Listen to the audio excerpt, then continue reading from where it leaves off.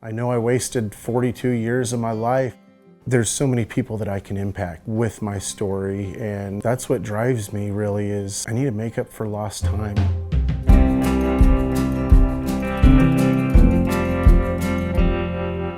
It really wasn't until I moved to Arkansas that my life started changing with the Lord impacting my life. Went there on and off. Not until 2005 was my life really impacted. I had a hairy situation go on. I was driving down the interstate. I was drunk. I shouldn't have been driving, and a semi truck hit a person in front of me and was a hit and run.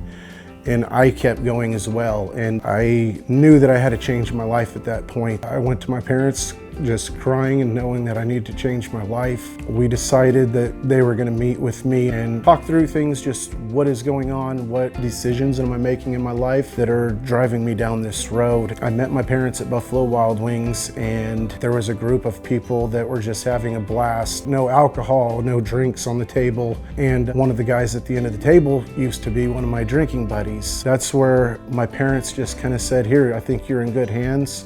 Go over and join these people," and that's where I learned about the singles ministry.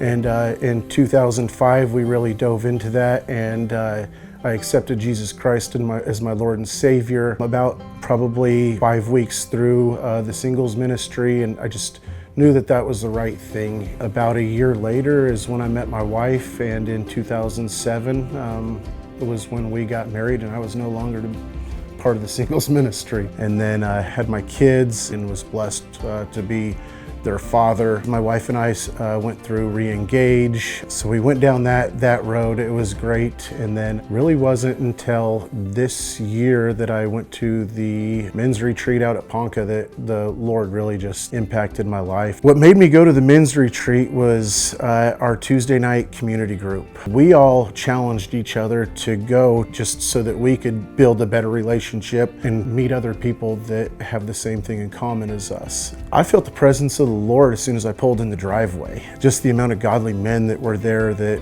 you know, every day I just feel like I'm this needle in a haystack, you know, and it gave me hope and made me realize that I'm not the only one out there, that there's a lot of other men just like me out there.